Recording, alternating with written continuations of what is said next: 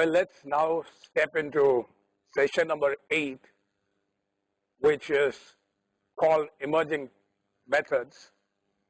While not all of this might apply in the context of your organization, while not all of this might apply in the context of the kind of work that you do, I think there is a message that comes out of which I suppose you should be able to modify, find connection, and see how it can be placed in your work. It's important to understand that the old English saying, you have to set a thief to catch a thief, is not necessarily right. I think the modern day saying is that you don't have to set a thief in order to catch a thief. What instead you have to do is that you have to think like a thief in order to catch a thief. You don't have to be a thief, you'll have to think like a thief in order to catch a thief.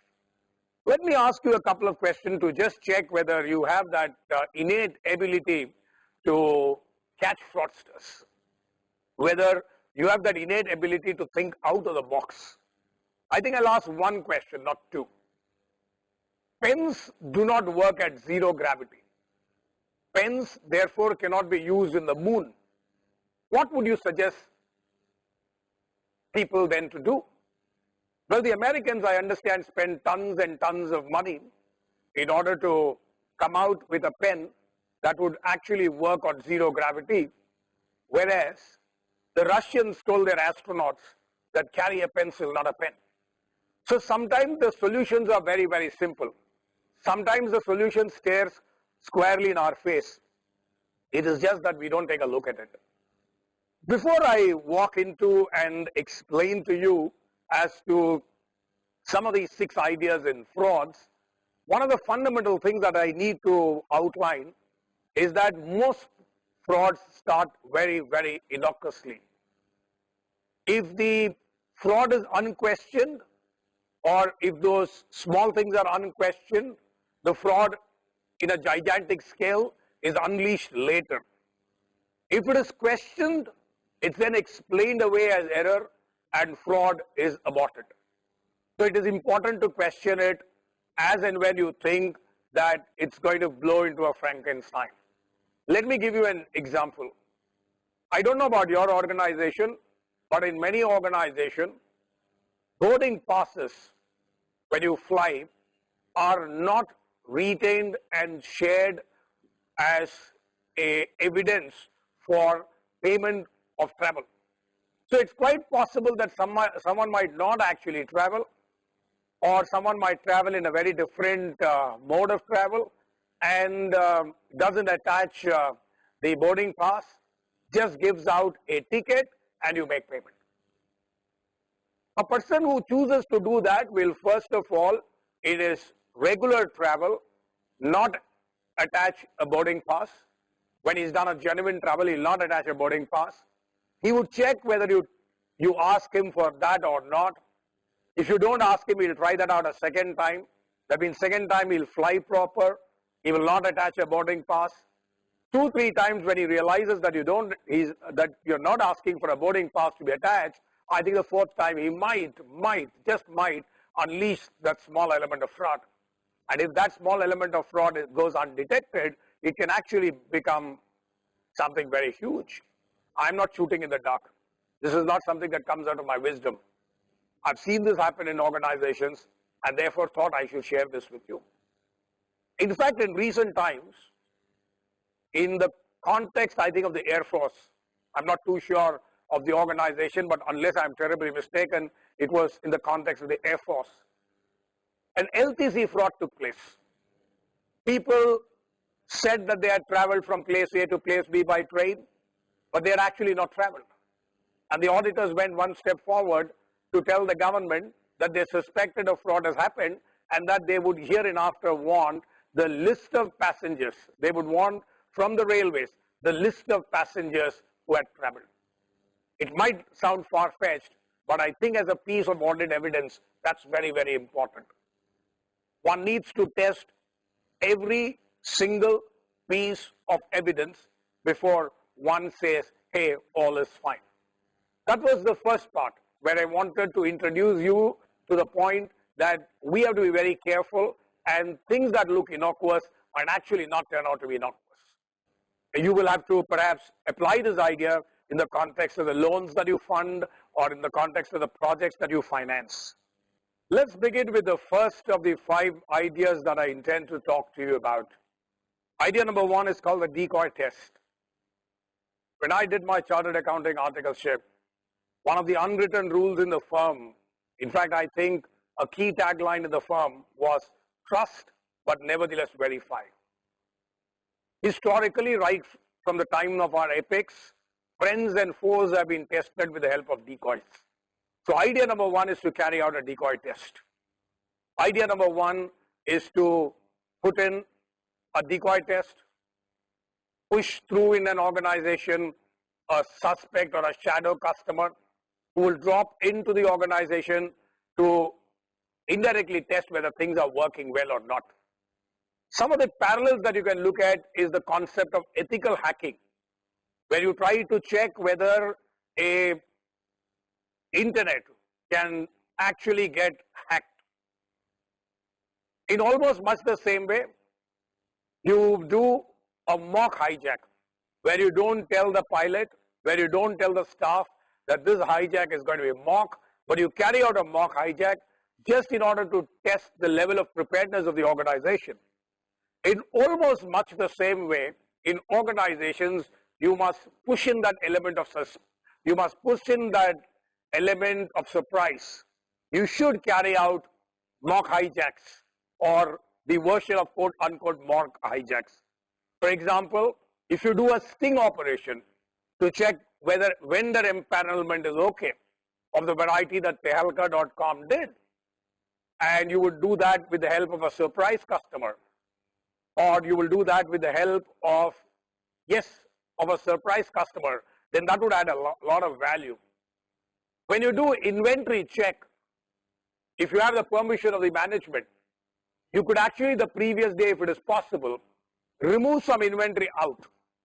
And when the inventory check is actually done, if there is a shortage of inventory, the guy responsible for the inventory should actually say that there is a shortage. If instead he says, no, look, there is some stock away, which is very different from the place where you kept the stock, and he brings in that stock and then reconciles or tallies it, then you know this guy has been playing around with the books of accounts. So these are some kind of shenanigans that you can actually play around with. A third option can be, especially in contract places where money is disbursed by cash, for payroll disbursement, you could actually send in a substitute to collect money to just check whether the level of controls are actually being maintained or not.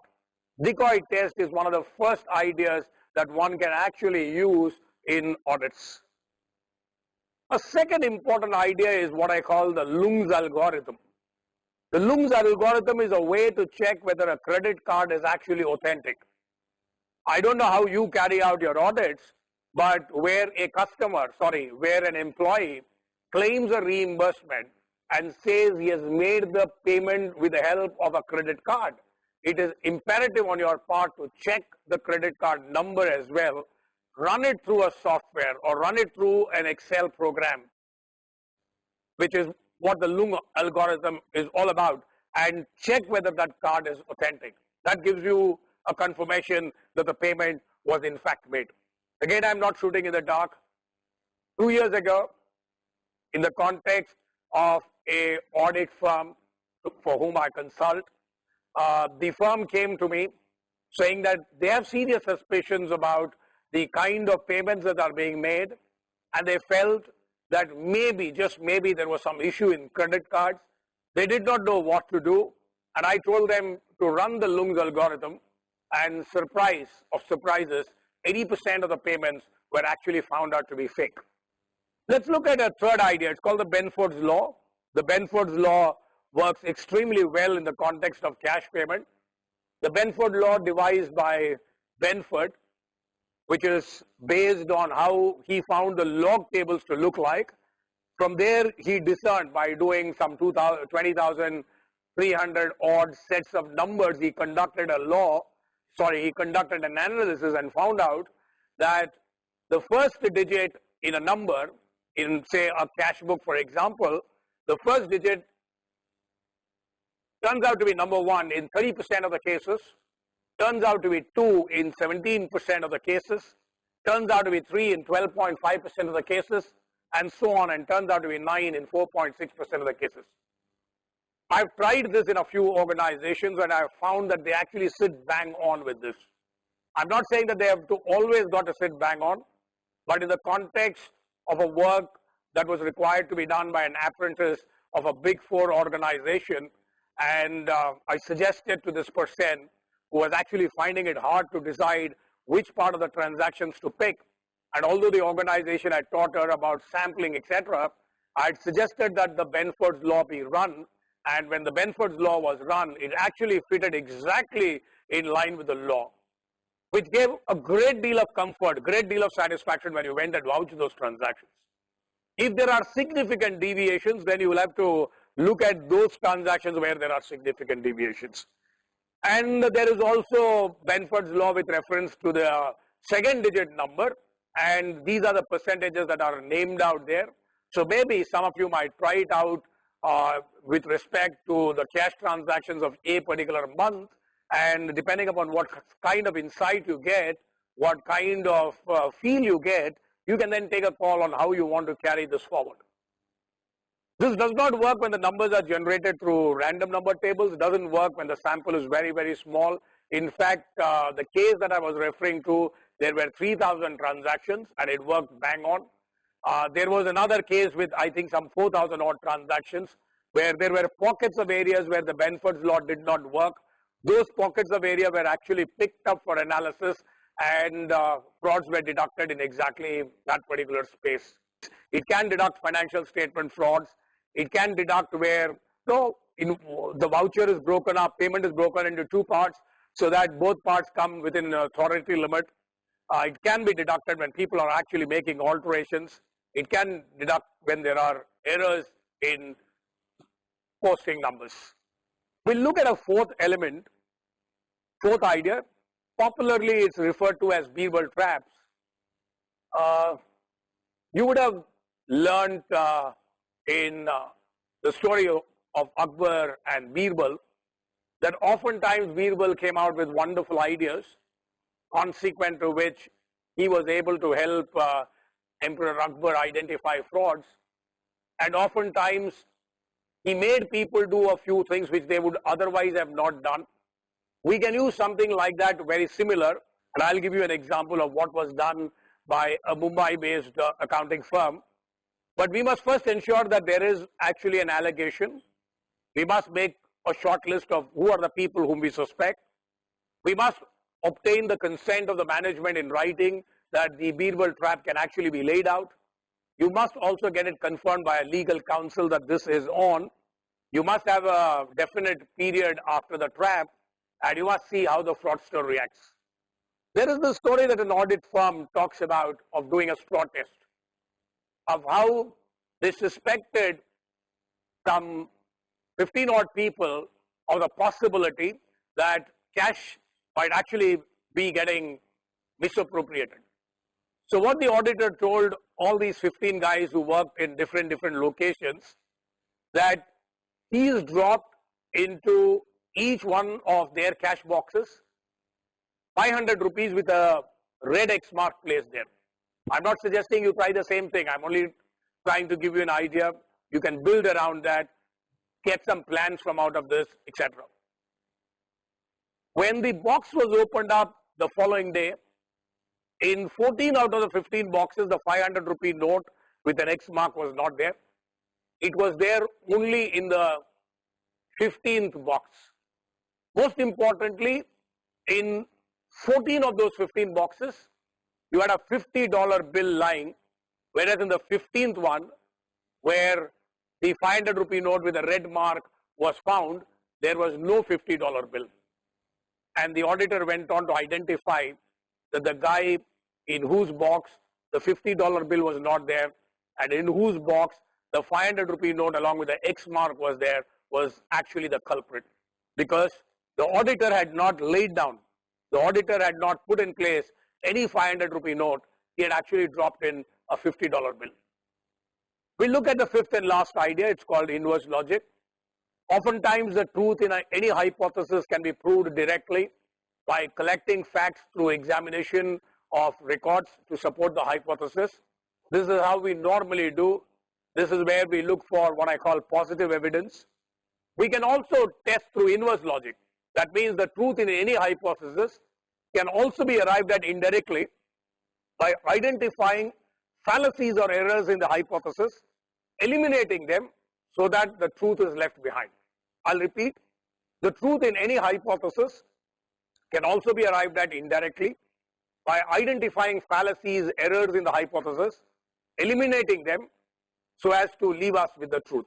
This is called inverse logic, and I'll give you some examples. These are what I call tests of feasibility.